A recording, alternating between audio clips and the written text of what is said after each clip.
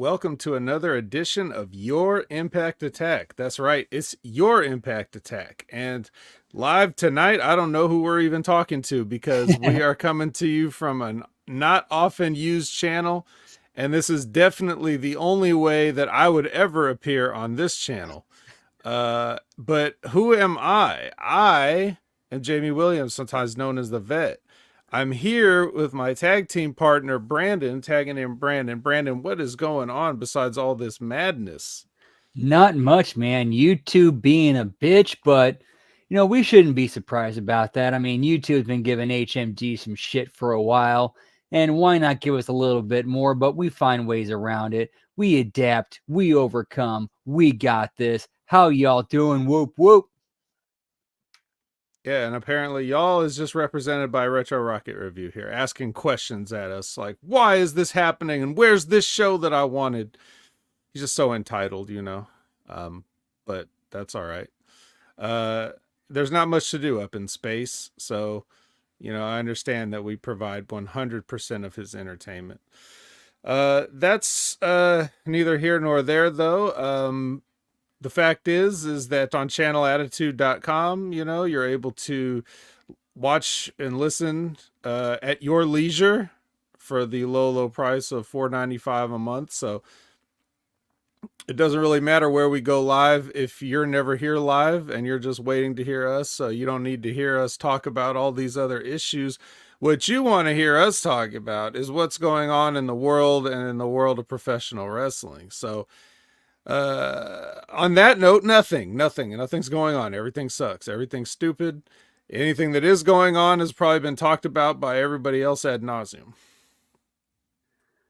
Well, there is kind of one big thing going on that I think has been kind of swept under the rug, except for, the personalities at Channel Attitude and HMG, because they're the only ones who are actually talking about and really understanding the significance of the fact that, with the whole earnings call where they made the comment that Vince McMahon is a liability.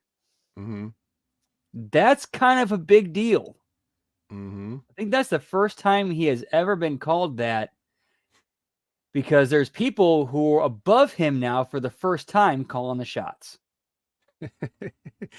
Right. So I don't know.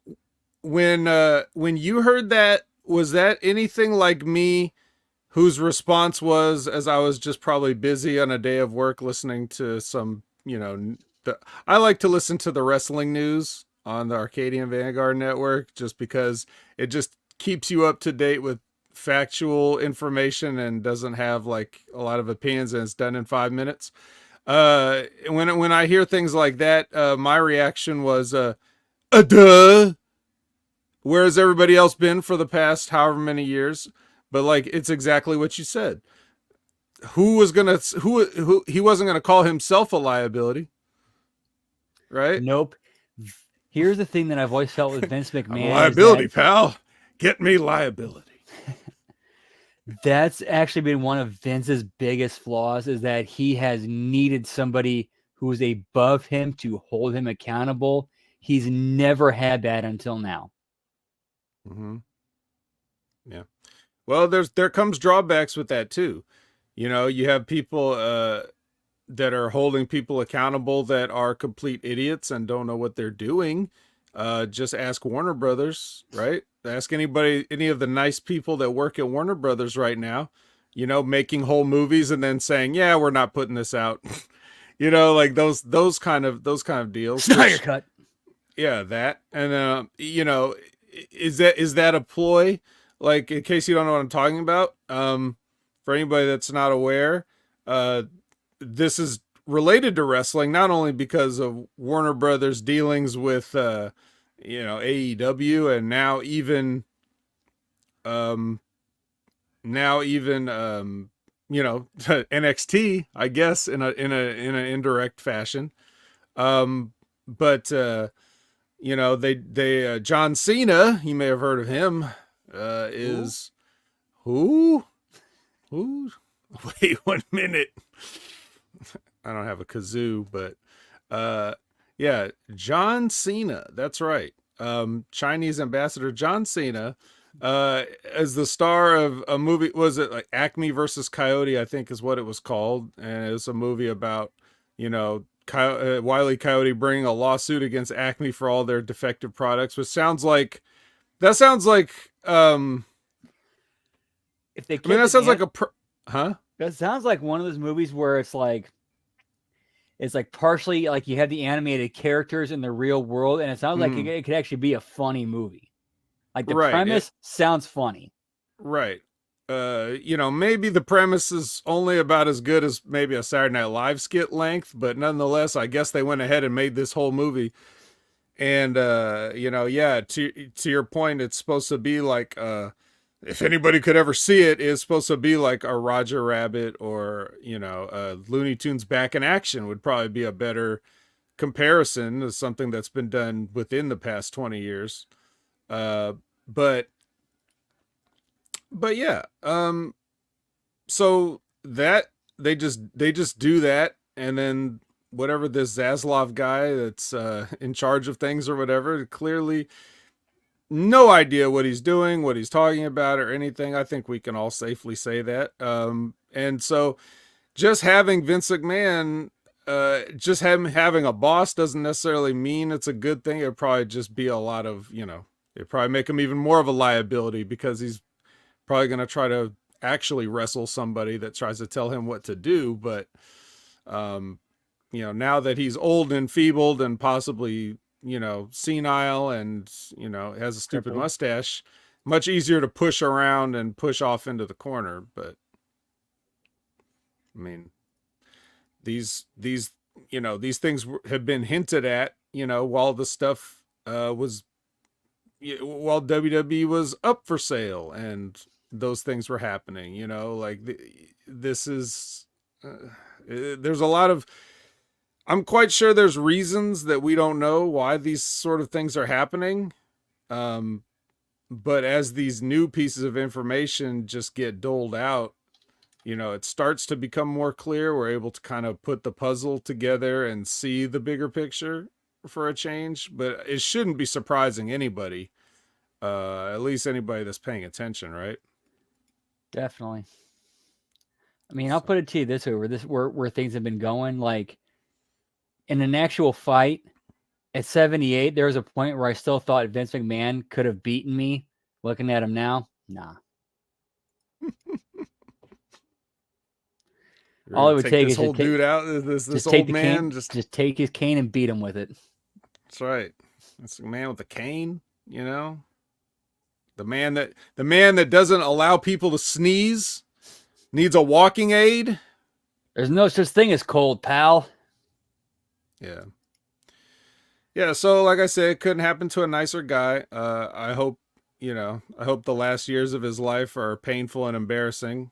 I don't have any sympathy for this man, and I don't hold any nostalgia that he may have been partially responsible for as some reason why he shouldn't have to suffer the last years of his life. I know a lot of people think that sounds cold when I say that, but I just can't stress to you, you know, how, you know, the pain that he's caused for people, you know, indirectly or directly, that are related to me or whatever, are, it can't be overstated. So um I just, yeah, I really have no sympathy. I'm just I'm kind of enjoying it, to be honest. So I would oh, definitely be a liar if I said there wasn't some degree of Schadenfreude, but at the same time, with me and my beliefs and everything that I'm about, that I hope that he kind of understands and learns from this and realizes, oh shit, I've been a dickhead and fucked over a lot of people. I need to change. yeah, very Christmas Carol situation. So after the whole Enron thing, Liz says that's what started the risk factor disclosure started. Pre-merger, he was listed as a risk factor, but it was more if he left, it could cause issues. So I don't know. Um, yeah, Retro Rocket saying I'm a mean one, Mr. Grinch crossed out Mr. Vet. Yes. Well, think of it this way. Don't think of it as me being a Grinch. Think of it as me just acknowledging that a Grinch whose heart did not grow 3 sizes except for steroid use, is getting what's coming to him. You don't just my beliefs is you don't just get to do whatever the fuck you want on this earth. That's my beliefs. I know people do. I know lots of people do. They think they just do whatever they want. But when the consequences come for you, then what am I supposed to feel sorry for you? You did whatever you wanted and you didn't care what it did to anybody else. So why should I care? You know, like that's how I look at it. I can maybe be a Grinch at times, you know, but I would be the kind of person that's like, you show me a different side and I might be like, oh yes, I see, I didn't understand or whatever. I'm not just, but I'm not going to wait until it's too late for me personally, to have those kind of growth periods and, you know, be a better person. You know, I try to be a better person in the moment, right? I mean, Yeah, I think if we compare you to like a Christmas movie character, I think a better comparison would be to the ghost of Scrooge's partner who told him that the 3 ghosts are coming to visit him. yes, I am Jacob Marley in this situation. Or whatever. But yeah. So anyway, Vince McMahon's a liability and it's public. And that's embarrassing. And on the record. That's funny to me. Yeah. So good for him. They're just gonna force him off into whatever corner of the world that he's gonna eventually end up in. I mean, at this point in time, that is a truthful statement. He is a liability. Yep. But which is funny. It is kind of funny because this liability was still trotted out in front of people to talk about these deals and to sit next to Ari Emanuel and, you know, look embarrassing. You flywheel synergy, pal. Flywheel synergy. We got some Tapatio bottle synergy, and you know, we'll just.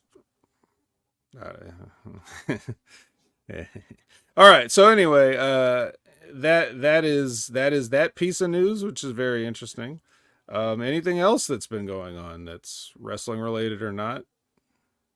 Ooh, here's a big piece of news. Apparently, at the venue where they're going to be having Survivor Series, they played CM Punk's theme song during a Blackhawks game. Oh my God. Is he there watching the game? I mean, he might have been. Who knows? Is that song also a very popular song that's played in grocery stores and restaurants too? It just might be. Yeah. You know, we heard that he might be actually the devil in AEW that's been beating up everybody with his new friends, the Elite. We heard that. That's great. You know what? I hope it is. I actually hope it is. Somebody do something. Somebody do something in this business, you know, instead of the same old boring shit. Because even if CM Punk did show up at Survivor Series, what would it be? It would be just like the same old, like, as soon as everything's already over and done with and hit somebody's music and they come out and make us, you know, could we get the bingo card check off of make a save with full music and entrance? Could we do that? Like, what would even be the way that they would bring him in that would be any different than any time we've ever seen something? Like, it wouldn't be different. But if they actually revealed him to be like, oh yes, we worked a backstage fight, we worked a beat, we worked a choking, we worked a firing, we worked all this stuff just so that we could do an angle. Like, I haven't seen that before. I welcome it. Please do that. Again, the other thing, if that ended up being the case where he was working with the Bucks and Omega the entire time, why? What's the motivation? What's the goal? What's the end game? What are you trying to accomplish? And unfortunately, that question can't be answered. No, it can't. It can't.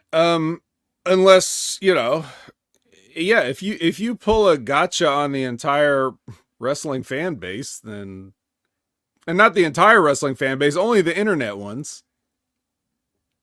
You told, yeah, I don't know. I just I don't know what you would do other than, so I guess you would just get people to tune in and see what they heard about. If that's true, oh, I'll look at Dynamite now and watch this to see what they say. And then eventually it's going to just settle back down into wrestling matches. So, but hey, that's exactly what AEW or any sort of wrestling has been doing for damn near 30 years almost. Just hot shot it. Who cares about the long-term ramifications? Who cares about a long-term plan? Let's hot shot it. Hot shot, hot shot, hot shot. Even a long-term plan like the Bloodline is hot shotted in spots. You burn through ideas really quickly because you need everything now, because you have live programming you've got to get through every single week. You've got, pay-per-views. You've got all kinds of people are always asking for more and more content. So you need to constantly be providing them with things. So ideas that you could have dragged out for months or years now have to be condensed into weeks or days. And then you run out of ideas, and then you got to move on to the next one. And no one can think of good ideas that fast. I'm sorry. It just doesn't happen. They've been burning out the wrestling business since 1997. And it's got us to where we are now. So,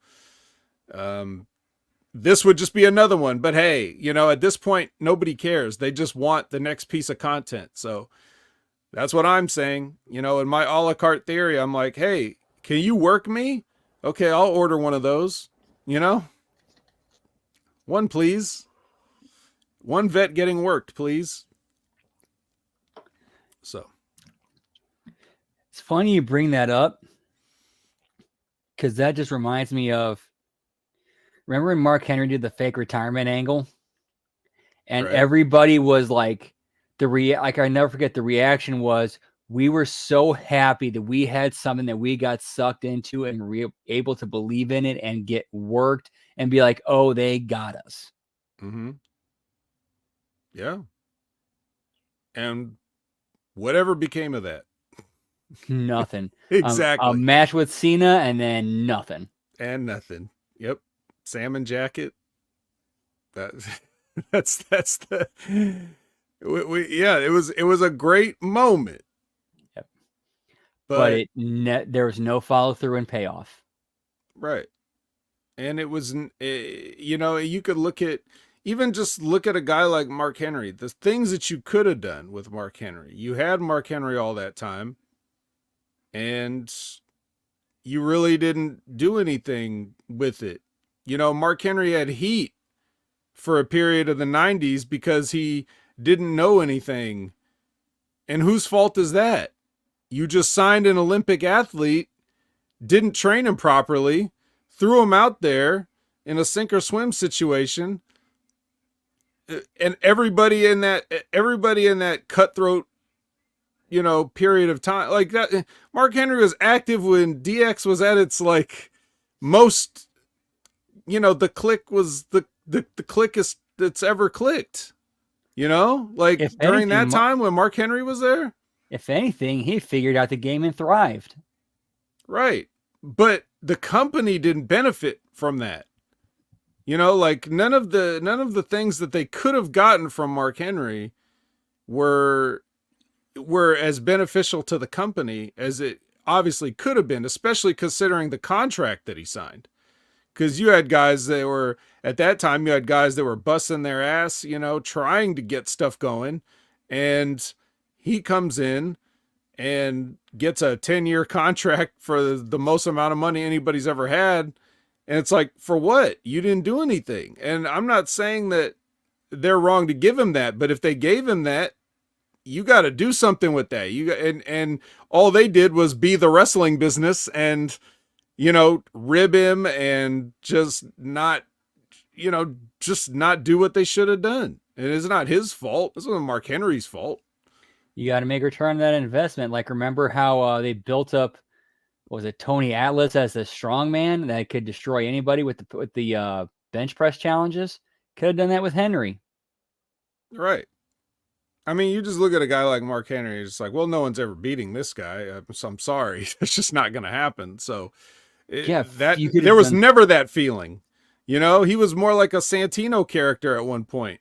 You have sexual chocolate, and he did so many things, and none of which were like to the full potential. But Mark Henry's always been like, he's the kind of guy that you would want to get behind just because of his real life, the character. I don't mean character like, playing a character. I mean the character as in his moral makeup and him as a human, like that's a guy that was dedicated and stayed dedicated because he survived throughout all that bullshit. And then right around about 2006, he started to get it. And by that point, you already had 10 years worth of wasted time, injuries, and other stuff. So, it just, I don't know. He's a good example of a guy that is like, wow, look what you had and look what you did. And, Vince McMahon obviously not making the greatest decisions even back then we're talking about. So, yeah, I don't know, man. So what was our point? Oh yeah, make CM Punk the devil. I think that's what our point was. But hey, Mark Henry's doing good now. He's got a great life. He's taken care of. He's living good. So it's all good. That's right. Yeah, he can sit there and be on Busted Open Radio with Bully Ray and Dave LaGreca too. All right. Well, what do you say we do we have a punching up Impact this week? Not this week, unfortunately. There was some more unexpected stuff that's been coming up. Things have been getting worse in my personal life, unfortunately. But, this week, luckily, I was able to hop in and watch the Collision and hop in with you guys for Wreckage. So I'll consider that my extracurricular for the week. All right. We apologize, by the way. You just so happened to join us for the worst episode of Collision ever aired. So too bad it could have been on the previous week when it was pretty good. But anyway, as far as like the actual in-ring wrestling went on that Collision, it wasn't bad. It just needed to be like condensed and fit into the context of an actual 2-hour wrestling TV show instead of being the entire TV show. Yes, and have people that we want to watch. That's the key thing. But yeah. All right. Well, then we will go into the November 9th episode of Impact Wrestling. It's still Impact Wrestling, for whatever reason. They really are just going to rebrand at Turning Point, I guess, officially, which again makes me think, why did you announce it? If you already had a date in mind, why couldn't you announce it at Turning Point? How about announcing it at Turning Point, like when everybody shows up for a Turning Point, the audience, that is, whether it's in person or they buy the pay-per-view, and then they see all this TNA branding, and they're like, surprise, bitches. Yeah, you got a little bit of hype and little extra energy for the night, and you energize the crowd, energize the people watching. What? Yeah. Let everybody spread the rumors leading up to it, and just don't make any official announcements. And then announce, we're fucking back in a couple months. It's the dumbest shit I've ever seen. I can't, I'm sure they have a reason why. They must have talked about why they wanted to do it, but I'm quite sure that reason is dumb, just like everything they do. So, okay, but yeah. So yeah, Hard to Kill, I guess that's in January, right? Yep, I believe it said January 14th. 14th. So you're right smack in the middle of the month, We're not even starting fresh the new year with a TNA rebranding. We got to wait 2 weeks into the new year for the rebranding. It's just genius all around. But here on this show, we're going to recap Turning Point, uh, which was just a pay-per-view they had over in England or whatever the fuck. So if A you missed that, televised house show. yep, and if you missed us talking about that, then go ahead and hop on your channel Attitude and check out last week's episode. We give you the full Turning Point coverage.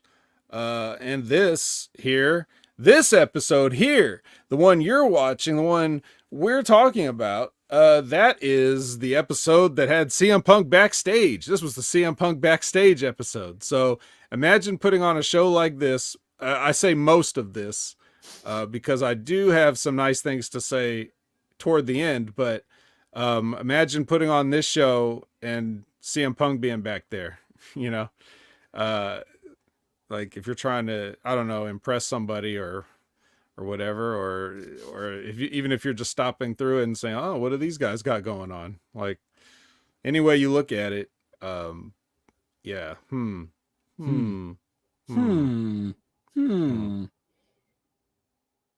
But I guess it's a strong start on paper, at least, with you got Tasha versus Deanna. You know, we got these two ladies, strong wrestler, strong personality.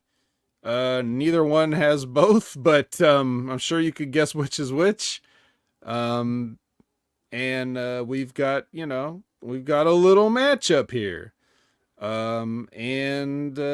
Yeah, so any thoughts on this match before I get into it? Immediately, I thought going into this match, the psychology was completely off because, at least the way it's presented, it was like, okay, Deanna and Tasha have an issue with each other, so we're going to settle it in the ring and deal with it. Seems completely babyface. They've both been presented as heels, so that's automatically a disconnect. I will say, though, again, if this were a babyface if this were like, different psychology type of match, the spot with Deanna twerking to mock Tasha would have worked if she were a babyface wrestling a heel. However, I will say if the goal was to split this duo with Tasha as the babyface and Deanna as the heel, I felt that this match furthered that business. Okay. Which, in my opinion, that's the way it should go. I mean, Tasha, she's the fight from underneath underdog. I mean, that's kind of her character. That's kind of how she's always been. In my opinion, I think she's always should have been a babyface. Or she could have come in as the heel with a chip on her shoulder, and eventually you start learning about who she is, and then you become sympathetic, and then she becomes a babyface. All right, let's stick with that for a moment, because for me, I see what you're saying. I agree with that.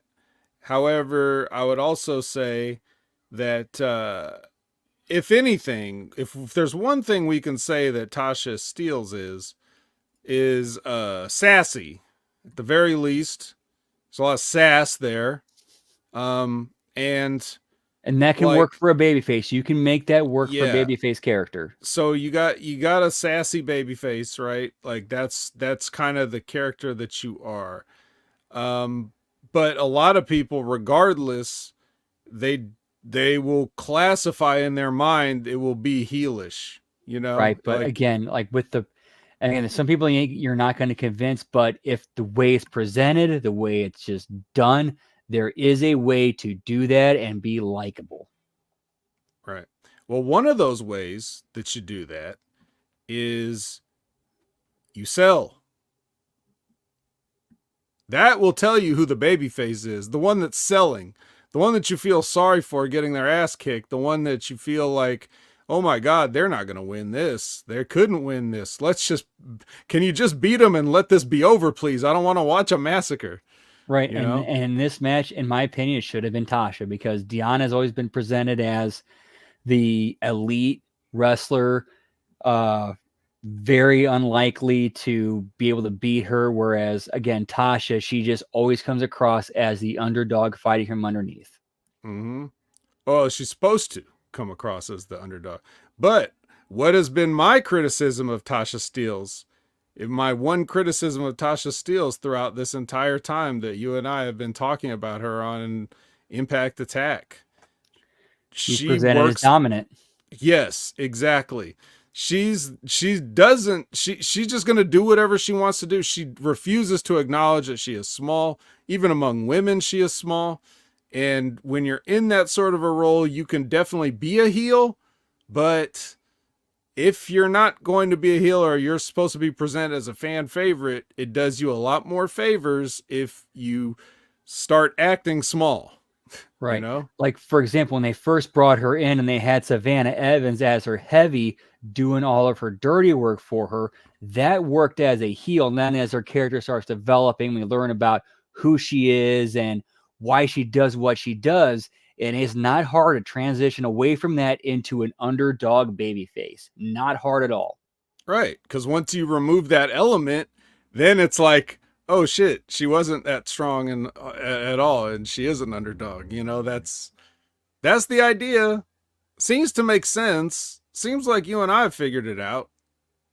I think she's the last one that, you know, needs to put the pieces together for who she's supposed to be. But that's exactly why I wish I could have those conversations, you know, like if I was in a position of a Scott D'Amore, just to sit down and say like, all right, what do we want to do here? What are you going for? And how do we get that?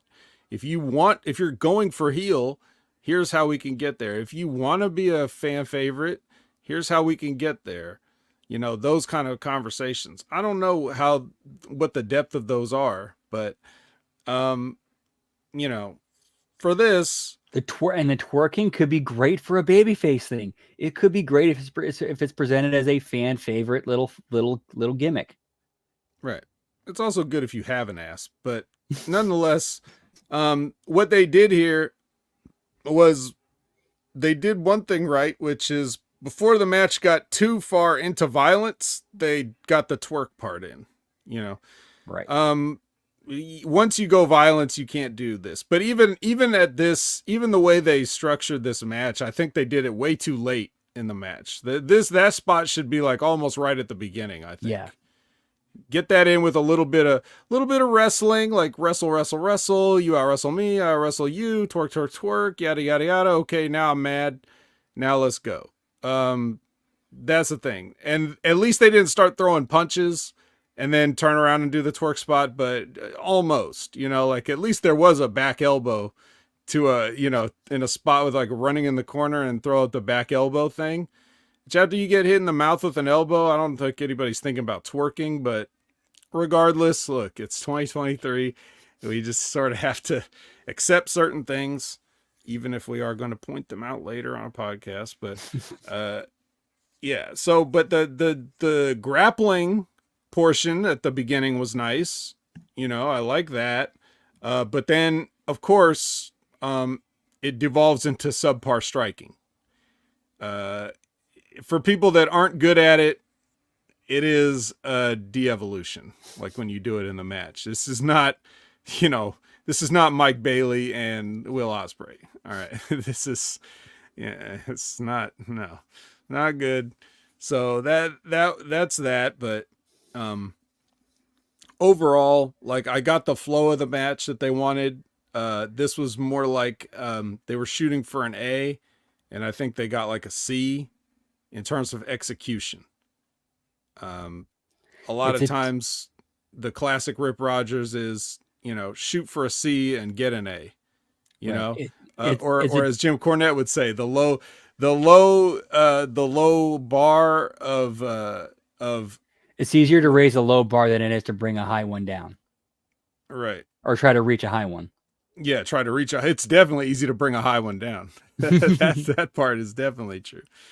But yeah, so I didn't particularly, because of the execution in the later part of this, I didn't really care, for the match. And Tasha gets the kind of a clean, decisive win that maybe not to the fans specifically, but to probably our eyes, it's like, oh, well, this is the indication of her future with this company. This is a straight straight beating, like you just beat her. She has no out.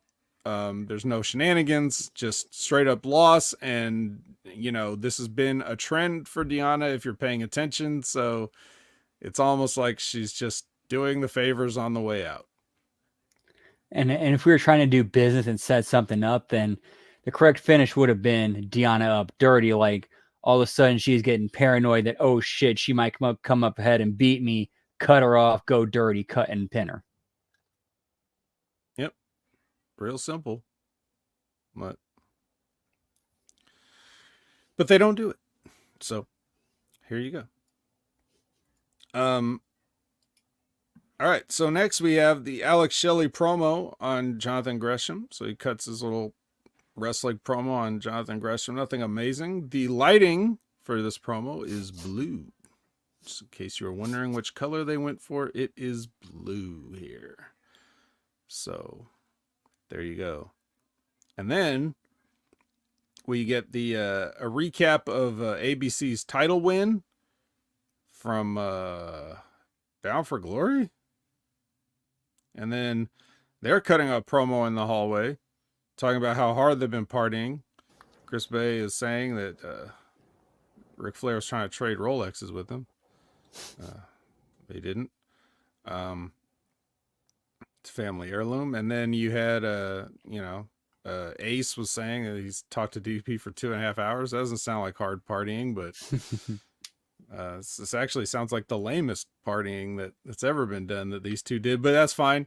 And then Santino comes in and he, I guess, offers his sort of congratulations. And then Kenny King and Sheldon Jeans come in and they're mad at Santino because he still hasn't gotten his DMC rematch. And then Santino offers him a tag team championship match against the ABC, and King seems quite upset about that. Like, he doesn't want that at all. So there's an indication of how prestigious the Impact Tag Team Championships are. But, at least he's got another title in mind as the reason why. I don't know. What'd you make of this? I don't know. I mean, I think the whole thing with the ABC and the Rascals, at least it was an angle that was carried out, even though it pretty much was in first gear the entire time. But at least it was one that was followed through and concluded on. As far as this whole thing goes, it's just like, okay, you're just trying to buy time until you figure out where to go next. Mm-hmm. Yep. Mm-hmm. Yep. Yep. Yep. All right, next is it's Tommy Dreamer versus Crazy Steve. And they put up the little what do they call these, fight bites? Is that what the little graphic says? For these little facts about the angle or whatever. One of which is and I quote, Dreamer was stabbed in the back with a fork by Crazy Steve. That's just that's like something you're putting in place of a stat, like, I won the championship this many times, or whatever. It's that kind of a thing. But that's okay though. I mean, it's okay as long as it happens in a wrestling ring. I guess it's okay, right? You can stab a guy in the back with a fork. So I mean, again, this is the same company that had a dude like straight shank a dude with a knife on live on camera, and they didn't do shit about it. So why not? Yep. Yeah, you can stab people with all kinds of things here. It's great. Throw them in front of a train. Who cares? Right. And I'm pretty sure as backstage, CM Punk was like, I can kill people here. I can't choke anybody there, but I could kill people here. So that's a big cushion for me. I don't have to worry about getting publicly fired. Hey, Young Bucks, want to settle our shit? We'll go to TNA. That's right. Fork match. Well, we do have the match with Dreamer versus Steve. And, it's Crazy Steve versus Tommy Dreamer in a match. I'm sure this is exactly what you pictured in your mind when you heard that. And then toward the end, they sort of fight over the fork because that's what Crazy Steve is keeping in his title shot briefcase, his digital media championship shot a briefcase, which this was. This is him cashing in the briefcase. Am I right? I am right, right? That is Okay. correct. Yes. So this is officially his cash in. He's got a fork in that briefcase and in full view of the referee and nobody caring at all. And this is not a .combat match, which you would kind of think a digital media championship to have any sort of relevance or interest would always be contested under .combat rules. Because otherwise, what is it? Just another belt that doesn't mean anything, but whatever. Who cares about that? Grabs the fork, comes right in there. Nobody's even trying to distract anybody because there is nobody else to distract anybody else. And he tries to stab Dreamer with the fork, and the referee's just watching it saying, hey, stop that. Dreamer stops it. He's fighting with him over the fork. And then he gets the fork from him and then stabs Crazy Steve in the head. It gets DQ'd. So, I guess title doesn't change hands on disqualification, even in the digital media championship. And if that was not the case, that's an interesting finish. You lost the title because you got disqualified. And now this guy's the champion, even though he just got stabbed and he hasn't really done anything to earn it. So that gives him heat. But that's not how we do things. All we are is just a WWE ripoff. So we're going with that. And yeah, it's a DQ for Tommy. So he loses, but he keeps the title is basically what happens. I actually liked when they had it to where in TNA, when they had the NWA belts where it was DQ and countouts, title can change hands. It just made things different, and it kind of like had to change the psychology of the heel champion. Yep. New Japan does title changes on countouts and disqualifications. I did not know that. That is new news to me. Do you know how often they do that? I do not. I've seen it once in 6 years. So I mean, you don't. That's one of those things you don't have to do it like right. every week. Just every once in a while to remind people, hey, this is in effect and it counts. Right. That's the thing. Like, people think if there's something there, you have to use it all the time. You don't. No, it becomes a crutch when you do that. Exactly. Or a walking cane for Vince McMahon, if you will. You don't want it to be that. You want it to just be in people's minds so that when they see it, they've forgotten about it almost, because it just so rarely happens. And then once you get to that point where it's like they kind of forget about that, it's like you hit him again with it. Like, oh yeah, they have that. Right. So I don't know. But then again, what are we talking about? We're talking about a digital media championship which existed for what, 2 years or less? I don't even remember how many years. Yeah, about 2 years. I think it was 2021 when it came out. Yep. And a lot of times, like I said, it's in the .combat, which is just a hardcore match, except you use more computer-related shit. I think it should be like a .combat match should be like who can do the sickest burn on X or whatever, and then you lose the title. But whatever. Anyway, so Tommy Dreamer, not only does he get DQ'd, but then he continues getting heat on the heel. He is the innovator of violence after all. So he does the spot where he's got him like by the chin, and he's got the fork on the top of his head, and he's just like moving his hand back and forth while the fork is like the tines of the fork are just resting comfortably on Steve's head, not doing anything, just sitting there. And he's like, making faces and stuff. And it's like, the hard cam is on you, right? Like, we can see that the fork is just not stabbing him. It's just resting there. Can't you just do the thing where you cinch up on it on your fist and act like you're stabbing him a bunch of times or anything like that? Like, yeah. And like here's done the old pile driver technique where you just like basically have it where it's just where you see the part sticking out of it and you see him hitting them in the head, but the actual points are never touching them. Yep.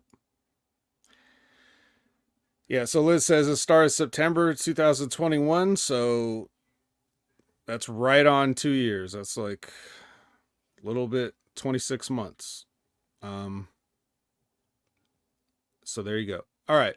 But then besides all that, like, forget about how stupid that is. You're just know that because it's Tommy Dreamer, like, remember, you're mad enough at this guy that you're going to stab him in the head with a fork, even though you cried over him and had sympathy over him for all he's overcome and everything. And now you're mad enough that you're going to kill him with a fork, but you still got to get your Dusty Rhodes jabs and flip flop and fly in and everything like that. So this is serious. This is real serious business. And once again, just not going to let that one go. I'm going to point that out. But yeah, any other final thoughts to put a button on this foolishness? No, I was kind of legit shocked they're continuing this. I thought they were going to have Steve win the title and just keep building them from here. Yes. And maybe it'd be nice if Tommy Dreamer was on that as soon as I lose, I'm going to retire thing that Mickey James did. But anyway, all right. Jonathan Gresham is with Gia, no music underneath. I don't know at what point in the day that they did this interview. He did a good little quick pro wrestling interview, and then I noticed, I was like, oh, he's already sweating here. So, sweat watch for Jonathan Gresham and his promo, instant. And then we get a Brian Myers versus Joe Hendry. Of course, Joe Hendry gets his usual entrance and gets on the mic and says that, you know, we're not going to call Brian Myers Edge's bitch anymore. We're not doing that. And he seems very happy. He's like, thank you for that. And then he's like, yes, you're Adam's bitch now. So again, I'll give it to him. That was kind of clever. We're rebranding. All right, so we're going to rebrand this. You're no longer Edge's bitch. You're Adam's bitch. Yeah, that works. I'm sorry. I think that works. Oh, I don't think you have to apologize for that. But you know, so they have their match, and then I think whoever came up with this finish should apologize because, what basically happens is, he rakes him in the eyes, and then hits him with a roster cut. Now this is where we have the problem because look, Brian Myers is not what I would consider a small man. He's definitely a larger than average man. He's larger than me, and I'm larger than average. But Joe Hendry's even way larger than that. Right, and clothesline as a finisher. Sorry, not with those arms, right? Now I know you may be saying, some of you may be saying, but Vet, you love Okada, and you're always talking about how he's the best, and he's not that big, and he uses a clothesline as a finish. Yes, well, there is one important difference. Okada's clothesline is there's a flourish to his clothesline. He spins you around and hits you with a short arm clothesline. And the entire match, everything that he's done has been to your neck and head. So that when he finally puts you down with the Rainmaker, you've already been weakened severely at that point. You've probably taken a DDT to the outside. You've probably taken a DDT inside. You've probably taken a tombstone. You've probably taken a drop kick to the head or 2 or 3. You've probably had him do that weird neck breaker thing he does. You probably had a bunch of stuff done to you, and then when he finally hit you with the clothesline. I don't remember if Brian Myers did one thing to Joe Hendry's neck this whole time, but he just comes in and hits him with one clothesline, and Joe Hendry sells it like he just got shot with a shotgun, and that's the finish. And why? You know, like, what is the purpose of going over on Joe Hendry right now? None, especially when he's in that angle with Moose, where a loss would have actually worked for the whole thing going with him and Moose, whereas, like, maybe we should rethink this partnership. Right. So, yeah.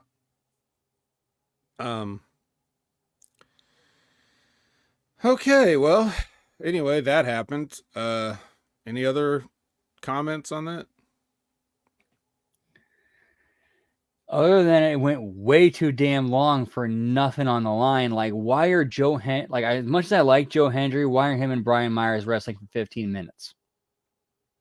I don't know. Because Brian Myers is in the WWE for a long time. All right, Fat Eddie and Thin Lizzy walk up the stairs. They are green. You know, anywhere that, you know, Eddie goes is green. There's green lights everywhere. They just follow him around. Then we get a package about Osprey and Alexander. And then it's Osprey with Gia and no music underneath. And Osprey does his little promo and he plays the I never heard of you card on Josh Alexander, which is fucking ridiculous. Like, I'm quite sure you've been on shows with him already. What do you mean you never heard of him? Josh was at the last match, I think one of the last times you defended your title or some shit, like, I don't know. He was on the same show as you in New Japan. They're both on Bound for Glory. Both on Bound for Glory. I never heard of you, bruv. Yeah, sure. Okay, whatever. As if you need to be any more of an idiot. Will Ospreay's a fucking idiot. I'm sorry.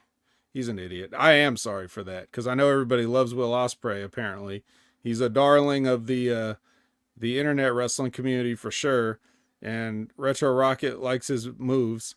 And Mike Bailey's moves, but he's a fucking moron.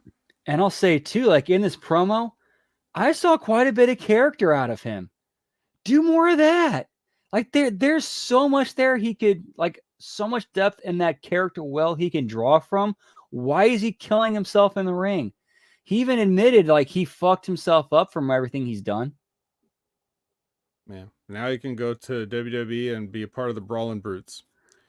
Because Sheamus isn't going to last much longer. Next is Eddie versus Eric. And I would just like to say that as a side, like a quick tangent, I really, really hate the music genre of slow singing over ominous tones. You know what I'm talking about? Like everything that TNA does, basically. Anything to do with Eric Young's theme song here.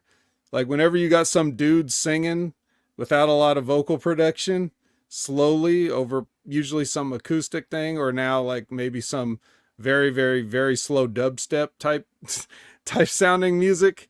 It's in movie trailers. Like you'll hear some like slow singing folk cover of some song that's supposed to be upbeat, and it's supposed to be like haunting and mysterious, but instead it just makes me roll my eyes. So not a fan of that. Yeah, it's not even goth rock retro. It's not even that. It's something completely else. I blame Nine Inch Nails. I blame Trent Reznor. I blame Johnny Cash.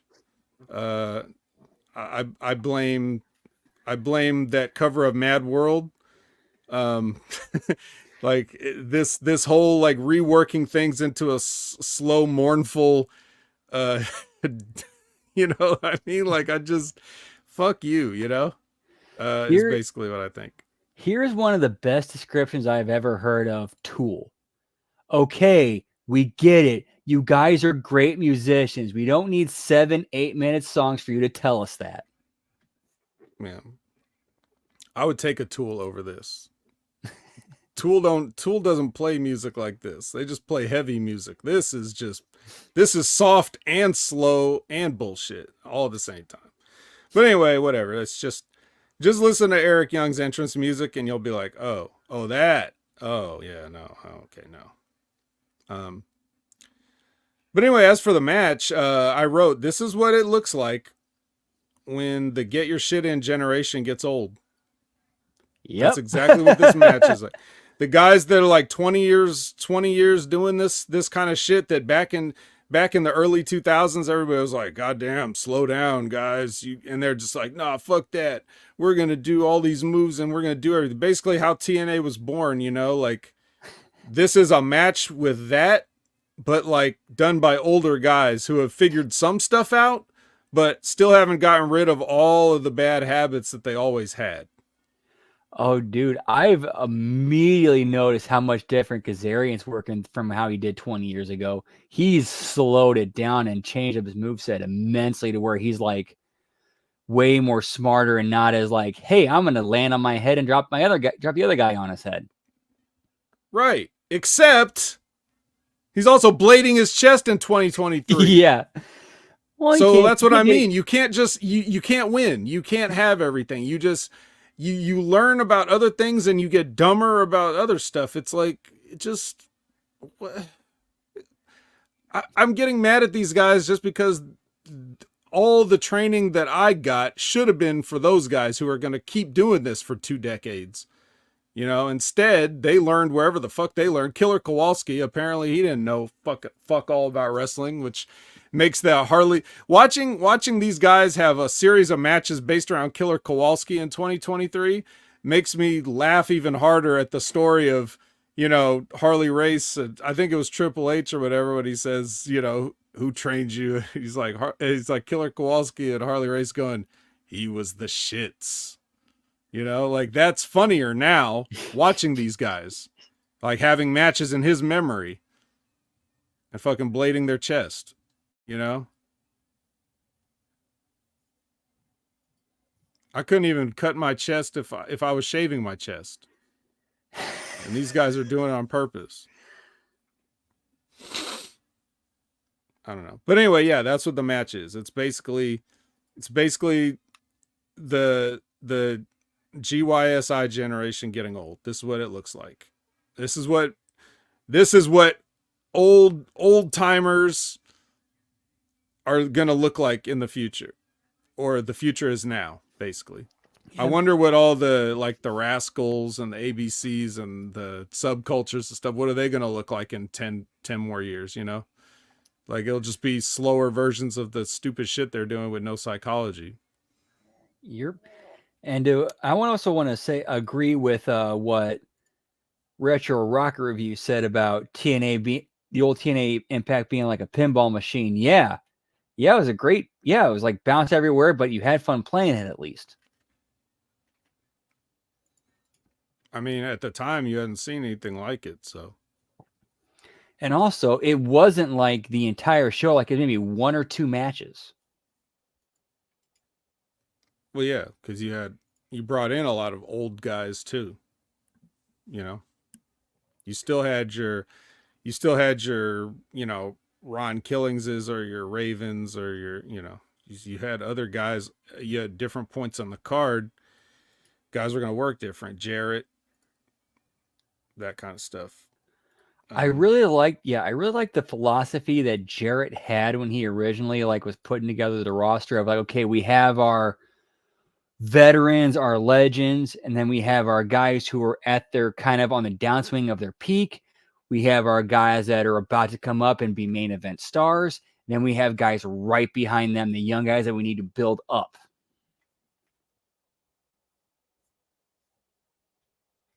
Kind of reminds me of WCW. The problem, and again, they actually had a great system if they would have actually elevated guys into the main event instead of, all right, glass ceilings here above US. All right. Well, that's what happens. You know, Eric Bischoff is friends with who he's friends with. He's not friends with the fucking guys that Conan's bringing in. So, right.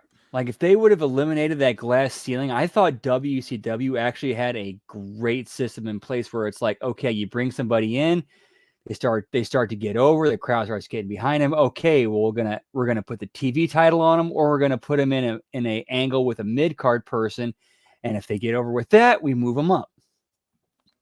It wasn't bad. So in this match, Alicia hits Eddie with Kenny accidentally, and then Eric Young gives him a pile driver that should have resulted in a stretcher job based on Eddie's sell of the pile driver. And all credit to Eddie. That was a great bump and sell by him. Yep. But I'm sure he just walked out on his own power. So, you know, but yeah. So I'm going to say, hey, great job, guys. Great. All right. Moose and Myers discuss loyalty and a staircase. And if you'll notice here, there is no lighting Even though we've had these very stairs lit before with different colors. But when Moose is here, there ain't no lighting here. So I can't say that's a coincidence. And then, so anyway, yeah. And then Heath doubles the ginger quotient of the scene by walking in and getting in Myers' face. And Moose steps in between them and says, you know, you got a problem with him, you got a problem with me. And then Heath says, all right, I'm going to go talk to Santino right now and get the match made. And then Moose is like, you know, he says to Myers, like, how's that for loyalty? You know? So right here, this is the most words Moose has said in the past 3 months combined. And it really wasn't that many words. So a step in the right direction for your de facto number one contender. But goddamn, it's an indictment of the last, you know, quarter.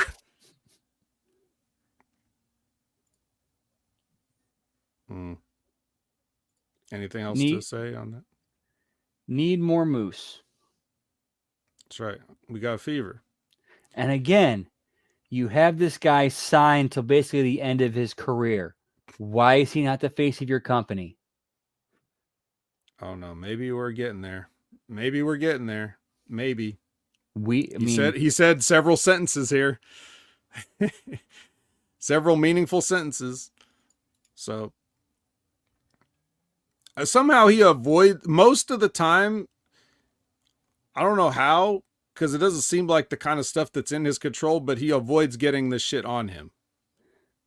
Like all the dumb shit they're doing, or even having to be in a tag team with Brian Myers, like he still like somehow avoids looking bad in it. So clearly he's a genius. I don't know. It's just weird. It's weird that like he's in the corner of our show every week, and every week we talk about how the shitty lighting is, and then his segment is the only one that doesn't have lighting in it. I don't know. Maybe I'm reading too far into it. Jonathan Gresham stretches. Alex Shelley does Stevie Richards Fitness. And then we go to Sunny Kiss with Gia and no music underneath. And, you know, something about getting a title shot. And then Trinity walks in and shows some love. And then I guess she goes to join Heath in Santino's office to get a match made for her best friend, Sunny Kiss. Her new best friend. So, is this your first Sunny Kiss promo, Brandon? It was. And I had no idea Sunny Kiss sounded like that. Sunny Kiss does. Sunny Kiss is also cool with being called whatever. You could say he, you could say she, you could say they. Does not put strict boundaries on what to be referred to as. So, well, in the words of Vince McMahon, don't we already have one of those here, pal? No, we don't. But I'll tell you who else we don't have here. Nick Diamond and Storm Grayson. Goddamn, we don't have those. Versus two people that we used to have. Dango and Oleg. So, just in case anybody's still wondering, yes, Dango does hate pro wrestling. Which to me, this is like a little thing, but like, when you say, when Bravo says, what are your thoughts on the state of pro wrestling? And he says, man, I hate pro wrestling. It just sounds repetitive. Right. Especially when there is so much material you can draw from and just be like, hey, here's what's wrong here. Here's what's wrong here. Here's what's wrong there. I mean, there is so much that meat on the bone for him to sink his teeth into, other than just come out every week and say, man, do I hate pro wrestling. On this very show, even he could say things, but well, I'm specifically just talking about using the same words over. Like if his catchphrase is "man, I hate pro wrestling," don't say the words pro wrestling right before it. Like say Dango, tell the people what you're thinking, or what's your opinion on the state of things today, or whatever it is. But if you say pro wrestling twice in such a short span, it just sounds like repetitive. Right, and he can throw that line in and then go into what is going on currently that he hates about pro wrestling. Not that hard to do. There's plenty for him to work with. Yes. But yeah, so he still hates pro wrestling, and so do these two guys after Prudius gets his hands on him. I'm pretty sure they'll never like pro wrestling again. Dango comes off the commentary desk to hit his finish on one of them. I never learned which one was which. So there you go. A little get over for Oleg Prudius, who hasn't been in a ring in however long they said. He was probably an active wrestler back when I was. I think the last time he was in a ring was like an 11 or 12. Oh, well then. Let's take a look. Let me look that up. They said it. I just don't remember what they said. Maybe they either said 2013 or they said 13 years ago. His last match was on July 10th, 2012 for Inoki Genome Federation. All right, I bet they ain't counting that. Inoki Genome Federation. What the hell kind of Metal Gear Solid shit is that?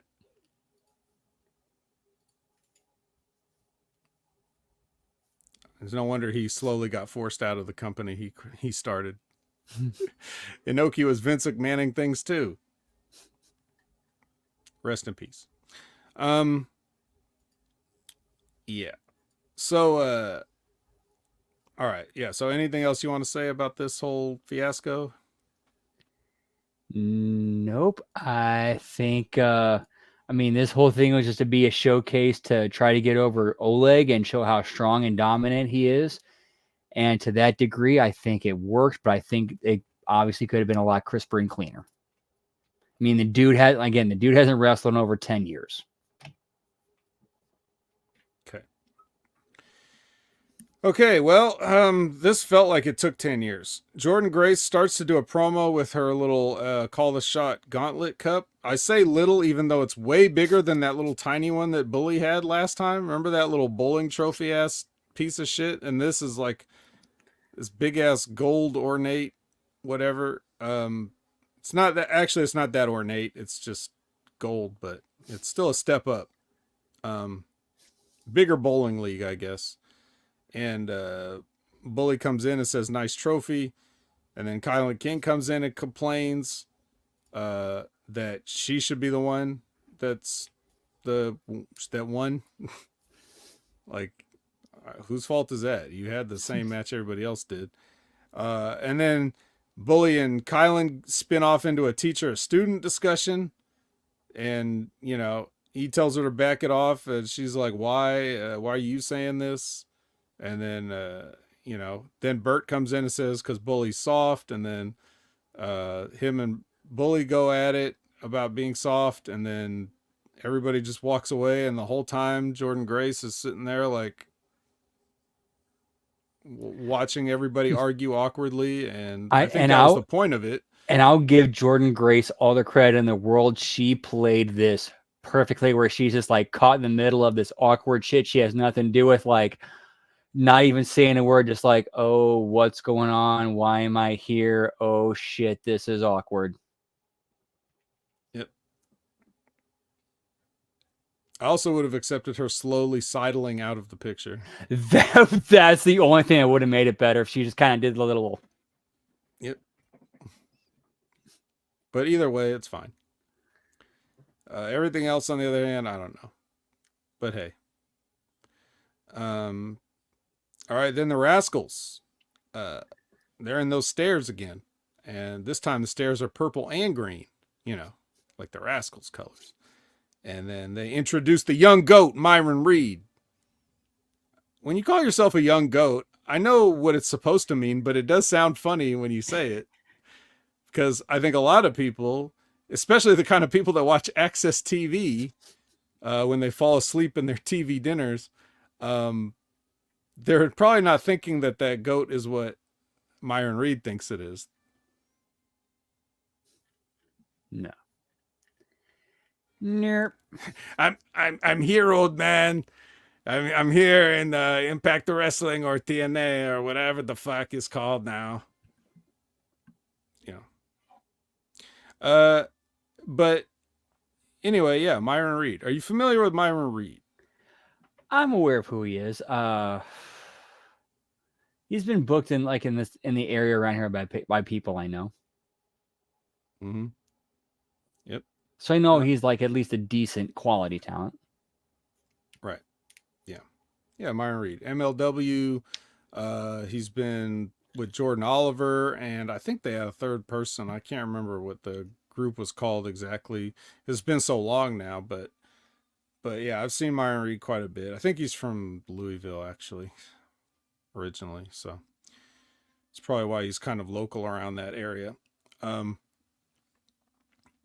thought Retro would like the impersonation, so glad I kind of threw it in there just for you. Well, I'm sure lots of people are Adam Sandler enjoyers out there back at the time when he, used to be funny or at least approaching funny. So, there's a period where I could actually picture the entire Happy Gilmore movie in my head. Not anymore, though. Not anymore? Okay. So, all right, our main event. We are now at the main event as a Mark Henry reference. Well, looks like there's been enough talk. It's the octopus versus the Shelly. Shells are found in the sea, much like an octopus, so I guess that this is a sea battle. All right. Well, I'll let you go first on this. Any ideas or thoughts or notes that you might have? Get them all out there. Yeah, non-existent leg sell. Ooh. Like, oh yeah, I'm gonna sell the leg when it's convenient for me, but when I need to get my shit in, oh, it never hurt. It's fine. And that's basically my main takeaway from this match. I mean, Gresham did fantastic during this match. I thought Gresham was great in here. Mm-hmm. Shelly, not so much. No, as a matter of fact, it exposed everything I've been saying about Alex Shelley to an unbelievable degree, because he was in there with somebody that was actually, well, I'll elaborate further, but go ahead. And the character and the gimmick that Gresham was doing, most entertaining I've seen him since he's been in Impact. Mm-hmm. Gresham he is still right in line with everything he's been doing up to this point. Gresham was amazing throughout this entire thing. I can't say one bad thing he did during this match. Gresham was great. Shelley ruined it. He basically shit on everything Gresham did. Right. Which is not a personal choice. That was just how he is. This is the wrestler that he is. He would have done it to anybody. Yep. All right. Well, let's continue putting over Jonathan Gresham. First of all, he's got some new gear, like long tights now. They look good. I like the colors. I like the designs. They look good on him. Something that fans may not consider as much, but I'm sure you and I think about things like this. The long tights create illusion of height. So I'm sure that's why he eventually went with that. Even though they do look good and they are a change up, they're like a little different. He normally wears the trunks, but just having long pants is like an optical illusion that you're a little bit taller. So, and in wrestling, perception goes a long way. Right. Now this is the one thing I would notice. We're on sweat watch with Gresham. Okay. And it was only like 3 minutes into the match and they hadn't really done anything other than some walk and talk and some light grappling and stuff. And he was already looked like, he needed a shower. As a matter of fact, he looks like he just got out of the shower. It's only been 3 minutes though. So like I'm kind of concerned. Obviously he's as jacked as he's ever been. So he looks like he's in great shape, but only to people that don't know about, human Climate anatomy and change. physiology. He's actually probably not in as great a shape. And I really would like to see it just I'm not telling him what to do. I would personally like, I'll put it that way. I'll phrase it that way. I would personally like to see Gresham slowly come off, cycle off, get down, get leaner, and just be what you are. Like, I know he's trying to compensate for height with wideness, but it at the risk of your internal organs, including your heart, I just think that it serves your style better to be leaner and flexible. You are going to tear something, whether it's in the gym or in the ring. It's just going to happen. You're going to tear a tricep, or you're going to tear a pec, or something in your shoulder is going to go, because this is just what happens when you unnaturally accelerate the growth of your body. It becomes too much for it to handle, and you're gonna set yourself back with an injury. Never even mind, like your endocrine system or any of the internal stuff that's going on. Just looking at your musculature, you're asking to tear something. And look at Zack Sabre Jr. He's so lean, and it fits. He looks believable because he wraps himself around you like a snake, and you can't do that if you're a jacked dude and you're an octopus. So it doesn't matter if you're super jacked. Like, whoever's going to hire you is going to hire you. No one's going to be like, well, goddamn, this guy's 5'4" according to the tail of the tape, but he's so jacked, let's give him a contract. They already know who you are, and they've already decided if they're going to hire you. So take your health into your hands, and preserve the longevity of your life. Yep. And as somebody who has ridden in a car with Jonathan Gresham, dude, your work in the ring is amazing. You look believable. Everything you do looks real. You have a lot of character and personality. Roll with that. Roll with that. You got it, man. Take your character and personality and roll with how great you can make everything, how great you are at making everything you do in the ring look real and believable, and just combine those two things, man. That's all you need. That's all you need, and you can go so far. Right. Yeah, I think so. And it's he doesn't work the style where he needs to be a jack guy knocking everybody around. He doesn't work like that either. He doesn't work like Tasha Steelz. He works like a wrestler. So I like that, and you don't need to be any specific size to do what he does. However, Let's go to the other side of the coin. Here's Alex Shelley. All this stuff that's happening in this match, he's trying to sell it, but he can't help himself. Because if you'll notice, the whole time that leg is getting worked on, right? What's he doing? He's like pulling at his knee pad. He's like adjusting his knee pad. Like it's an OCD thing. Like, ow, my knee, but let me slightly, he's grabbing at the knee pad. Now, the knee pad is not out of place. The knee pad is right where it's supposed to be, but out of habit, he's grabbing at it because in his mind, he probably thinks that the visual of him grabbing at his knee draws the people's attention to his knee, which is getting worked on by Gresham with various holds and moves and other things. But if you're selling your knee, you're thinking of your knee, not your knee pad. Right. And there's also, he's also hairbrushing. Like, his hair's not in his eyes, but he's still like reaching up for the hair, reaching for the knee pad. It's like OCD. He's just OCDing this whole thing. So if it's something that he can't help, then oh well. Like, I guess that's just how it is. But that's up to the announcers to sell that to the viewing audience. Yeah, he has to touch his knee pad three times every time you put him in a leg lace. I mean, again, as weird as that sounds, that kind of does fall on the announce team to kind of sell that, so that the viewing audience knows, okay, that's why he's doing that. Right. Now, and helps with this character, so you can actually spin off and build from there. but nobody's thinking about that.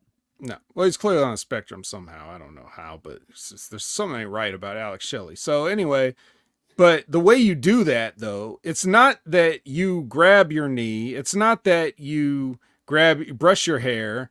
It doesn't, it's not that. But when you're in that stuff, it's, how do you show that you're not just sitting there in a hold? Well, it's easy. You reach for something. You reach for the rope. Like, I'm going for the rope. Don't reach for your knee pad. Reach for the rope.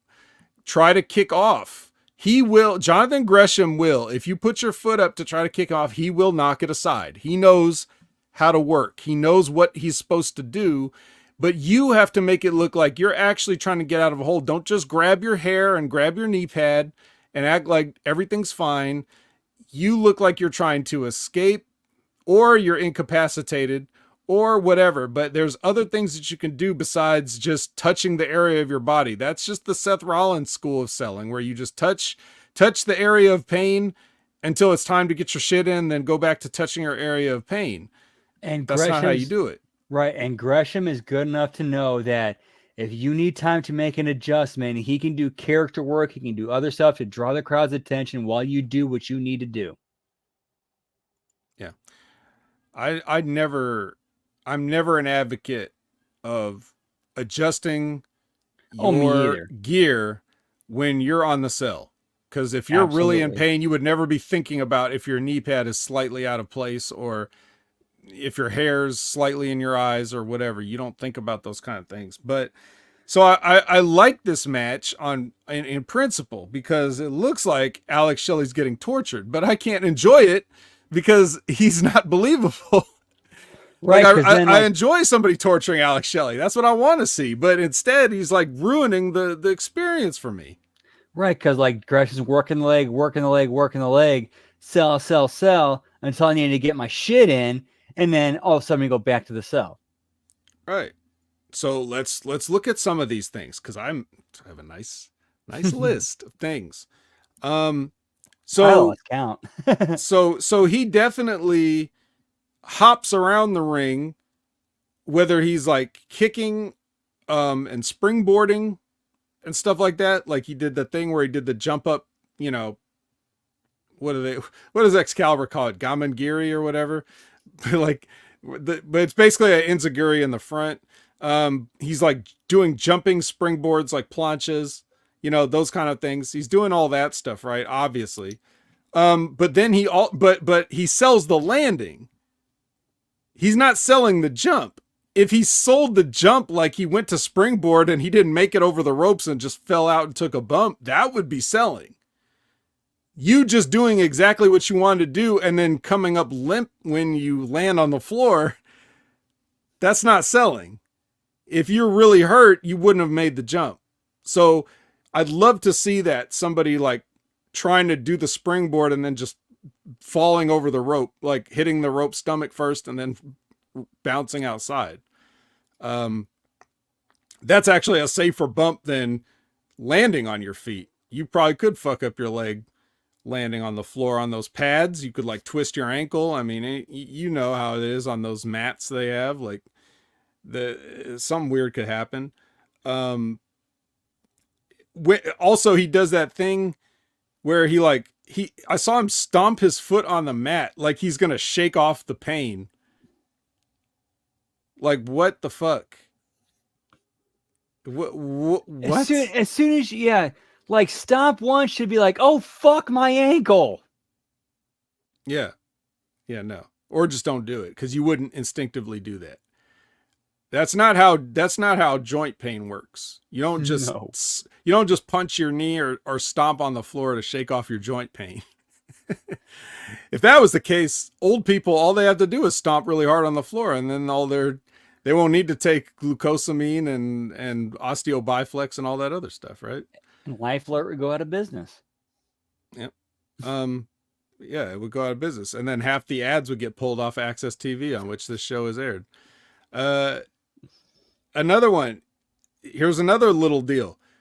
When you're getting up off the floor, you're pushing up off your hurt leg. Because if you're naturally getting up, you're pushing off your left leg to stand up. You know, that feels more natural. At least to me, it does as a right-handed person.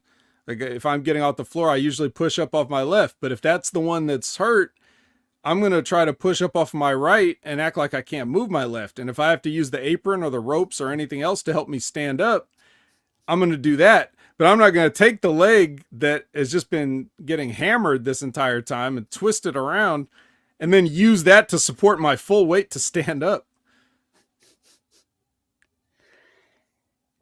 Yeah, again, like I zoned out of this match as soon as like, oh, we're gonna play this game of I'm only going to sell when it's convenient for me and it's time for me to get my shit in. You didn't do shit to me. Yep. He thought he did a great job, I'm sure. Oh, I bet he did. Told him he did a great job. Even while he's in the figure four brushing his hair. Like when he gets that, when Jonathan Gresham locks in that deadly figure four and he's like, I'll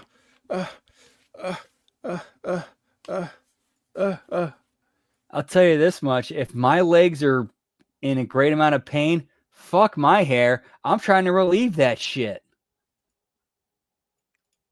I'll be reaching for the Osteo Biflex right then. I know he got a bottle of it on the announcer's desk. I'll be telling Matt to throw it to me. And then I'll shake the pills in Jonathan Gresham's eyes and get him to break the hold. Yeah, so basically Alex Shelley sucks is basically what we're trying to say. Even though he's the greatest wrestler who ever lived, he sucks. How did Reggie, aka Scripts, somersault jump from the floor over the ropes and into the ring on NXT? Magic? Well, he probably had a hurt leg, so that probably allowed him to get a little extra height on the jump to get in the ring. You want to tell him or should I? I actually kind of have close connections to Reggie. That dude actually was a legit Cirque du Soleil like performer. So he has all the skills in the world when it comes to acrobatics and all that. Yeah, no doubt. No doubt. That's the only skills he has so far in the wrestling business, but he's definitely a real Cirque du Soleil guy. That's why they hired him. They took the Jim Cornette joke and made it real. It's the same way that, and we're talking to Retro Rocker Reviews asking the question, by the way, in case you're listening on audio. Well, it's the same way that Sin Cara got in the ring. It was, there's a little springboard on the outside that the camera just doesn't shoot. But speaking of using what's there, that's what's great about Jonathan Gresham. So like enough about how Alex Shelley is the worst. We'll go back to praising Jonathan Gresham some more. This is the key thing that I think is missing in pro wrestling, like in the bell to bell part of it. Which is you use what's there. You, instead of manufacturing things that make no sense, you use what's available to you. So like, even just looking at Impact alone, how many times do we see some match, like a hardcore match, no DQ match, Monsters Ball match, whatever, and they just have a bunch of stuff that they brought from the outside and it makes no sense why you would do it? Or how much time do they spend setting up chairs, setting up tables, doing these elaborate things so that they could take a bump? Happens on AEW, happens on WWE. Every wrestling company has big furniture setup spots and just going way out of their way to set up a spot. And it just, if you think about it for 2 seconds, it really does like shatter the suspension of disbelief. Now, when I say Gresham's using what's there, what I'm saying is he's doing things outside of the wrestling contest, but he's using everything that's around him. His wrist tape, for example, is a thing where I thought he worked that great with the choke and then keeping the ref from seeing it. Right, but what did he do the first time he used it? When he starts taking it off? I do not remember. Well, I don't remember either, but it was something. I was hoping you would remember. But he did something, and it was good. I might remember as I talk through this. the fact he is using the knee pad, like he's using Alex Shelley's knee pad to sort of distract him or whatever. Like he'll pull it down to expose the knee, right? Which gets Alex Shelley worried about the knee some more. He used the tights.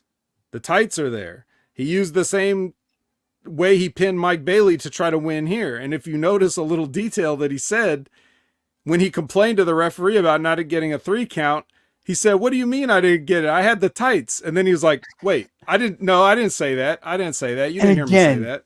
That's great character work on his part. That shows he knows how to play a character. Right.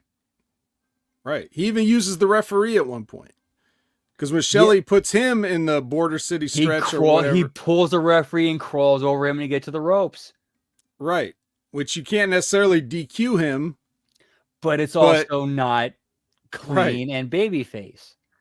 Right.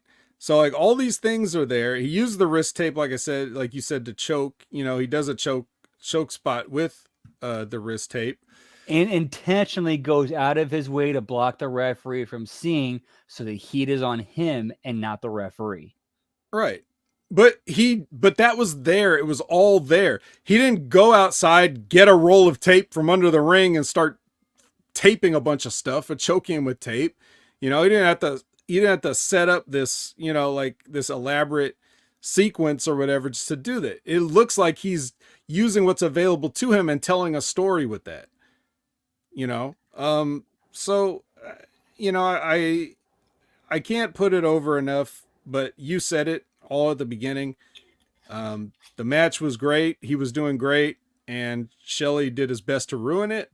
He couldn't totally ruin it, but he did enough to make it not fun, and to sort of undo everything that he was doing. So, even I'll give Shelley this, because there's usually nothing wrong with just the mechanics of what he does. You know, the near fall sequences toward the end were very exciting, because there were a couple of times where it seemed believable that somebody could pin the other guy, which normally a lot of people just go through these as like, well, this is the spot. We're doing the pins back and forth, so we're just doing them. And they like kick out of them too early, or it looks like they're letting them out of the pins, you know, like, oh, I wasn't even really trying to pin you. That's just the spot, you know, like lazy covers that don't look tight, or you're not really hooking the guy, or you're not kicking your legs trying to kick out, or, you know, it's just this, they did really good on that part. And then after all that, he just puts the shell shock and beats him 1, 2, 3. So, yeah, you know, I guess. Again, this was a match that showed me how great of a worker and a character Gresham can be. In spite of everything thrown at him, he still managed to pull this match out of his ass. Yep. And we know it's him because we don't see these kinds of things in other Alex Shelley matches. We just don't. But yeah, I like Jonathan Gresham. I like that he's working hard. I would like him to be very health conscious. And it seems that he's probably not carrying around a copy of PWI 500 anymore. So that's good. Everything's looking good. The gear's looking good. It's all looking good. My criticism of Jonathan Gresham in the past has also been that some of the stuff that he does looks like extra phony. It's too comedic, you know, like when he does certain. I would not have said about this match. No, not at all. It's almost like he would do it. He would do some of the things he would do. It would almost be like in a mocking fashion. So, but that's okay. So I can't really say too much more than that. That's how we close our show. We have Jonathan Gresham on the losing end, but and then nothing to lead into the next show. We just go off with Alex Shelley holding the title up. Hey, the champion defended. Good job, Alex Shelley. And yeah, we're just left to wait until next week when we're going to open everything cold with no interesting angles. And this right here is already like what, 2 weeks old, 3 weeks old that we're seeing here. We've already gotten a clip show. We've already gotten this is the post Bound for Glory taping. So when was this tape? Sunday after Bound for Glory, Monday after Bound for Glory, whenever it was. This is already old content because they showed a clip show and some house show stuff the week before. So it's like, okay, it's not really like a big push for continuity. So with that being said, I guess we'll have to see what happens next week. I know that this past weekend, they did tapings for the that IPWF shit, and hopefully we won't have to see that, and that can just stay contained in those arenas in which people actually paid. I think they actually had it at Santino's Battle Arts Academy. So however many people he could get in there, but that'd be local promotion for him. He'd probably be able to get a decent house in there, I would suspect. But I just don't want to have to watch any of that shit. But yeah. So that's pretty much it. We're just waiting on that TNA switchover. Which again, like, why are you going to announce that and be like, oh, it's 2 months away, so we're going to be in cruise control until then? Pretty much. Yeah, I was saying how we don't have the there's nothing at the end of this show to lead into anything else. It's just Alex Shelley holding the belt. So we're going to start cold next week. And this content's already 3 weeks old at this point. Like as to when it actually happened. Because we had our clip show and our house show. So whoop-de-doo. But that's whether it's Impact or TNA, arose by any other name. Just the same. So yeah, and that's going to do it for us.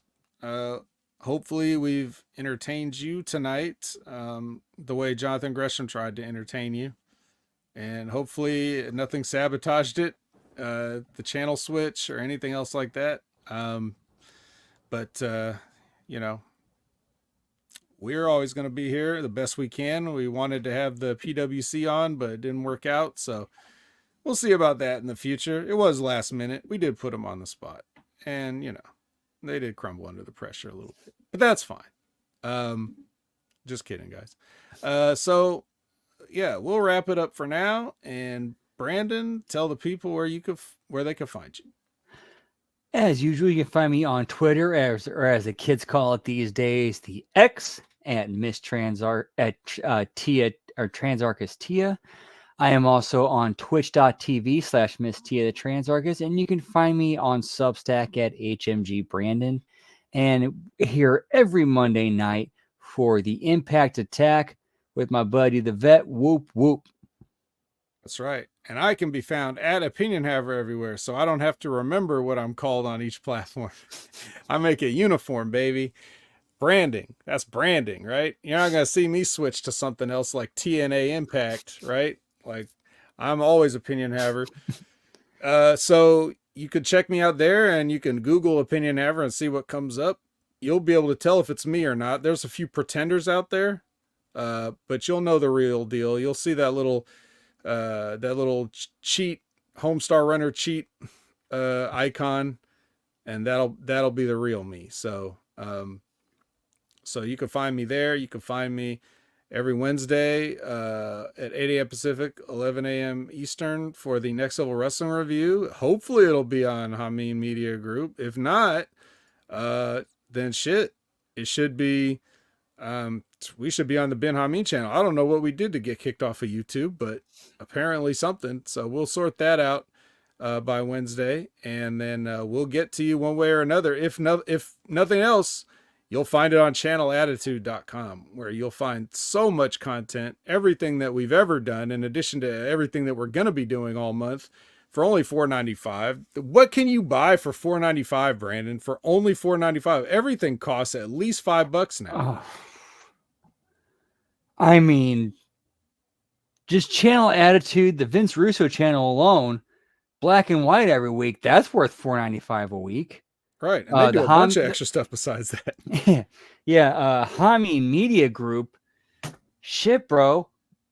You probably pick 1-2 shows a week out of that are worth $4.95 a month to you. Depending on That's what products you like. And so with that logic and Steiner math, that's like a buy one get one free basically. But you're getting so much. What you're paying for is the access.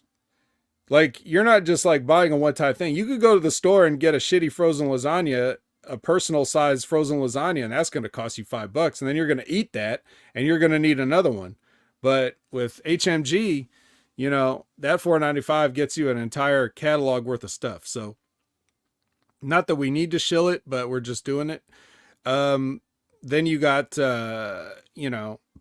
besides that show, besides The Wreckage, of which Brandon was a part, and he definitely had to sift through some wreckage on that show. Boy, the worst shit we've ever seen in our lives, as far as Collision's concerned. But those are Sundays at 8 a.m. Pacific, 11 a.m. Eastern live, with Chris Ames and Jimmy T. So, yeah, you can find me usually there. Then you've got, what else? I do a bunch of stuff. Could pop in on Monday Locker Room. No Monday Locker Room this week. Ben's on vacation handling covert ops in Florida under the cover of vacation. Perhaps having a meeting with Stevie Richards, who, by the way, you can definitely get your fill of Stevie Richards even for free. Like, yeah, you can sign up for his Patreon and get exclusive content. But if you're not willing to do that, my God, he's got 3 channels. He's got a wrestling analysis channel, he's got a fitness channel, and he's got a tech channel. His tech channel is back. So definitely get your Stevie Richards on. And get your Wrestling with Rip Rogers on every Friday. I'm a Rip Rogers guy. How did I get this way? Well, you can find out. You can get a little piece of that on every Friday at noon Eastern. You can just log in there and ask Rip Rogers a question. You may not get the answer you're looking for, but you'll certainly be enlightened in one way or another. So definitely check that out at their Concrete Time. And they've been having some good interviews. Last interview they had was Turbo Floyd from the Outrunners, who you may have seen all around AEW and Ring of Honor lately. And I swear to God, one of those guys was at OVW when I was there, I think. I don't remember if he was there the exact same time or if he came right after me, but Truth Magnum, I believe, I'm sure he was there around that same time. So very proud of him and everything that he's doing. But his partner, Turbo Floyd, was on Wrestling with Rip Rogers last, and they've had lots of great guests like Gerald Briscoe, Kerry Silkin, Mike Mondo, Hollywood Haley J. This is all just in the past few weeks. So real good stuff. I know I'm forgetting somebody too. Oh, Bobby Fulton. Just had Bobby Fulton on there. Yeah. That's what's up. Colonel Robert Parker? No, but they better. I think Rip could get him. Oh yeah, he could. Yeah, if he wanted to. Yeah, definitely.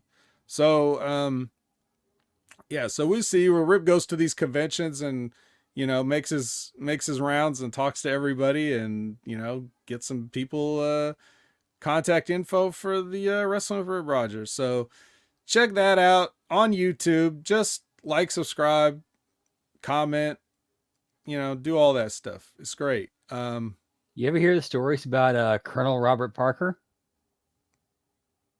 Well, I've heard about parts of Colonel Robert Parker. Very certain parts of him. Yeah, very certain ones.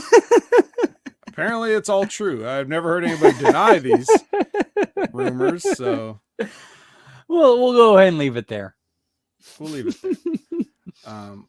But yeah. So we'll leave it there, and we'll leave you there, and we will see you next week. And for Brandon, I'm the vet, and I don't have a sign-off line.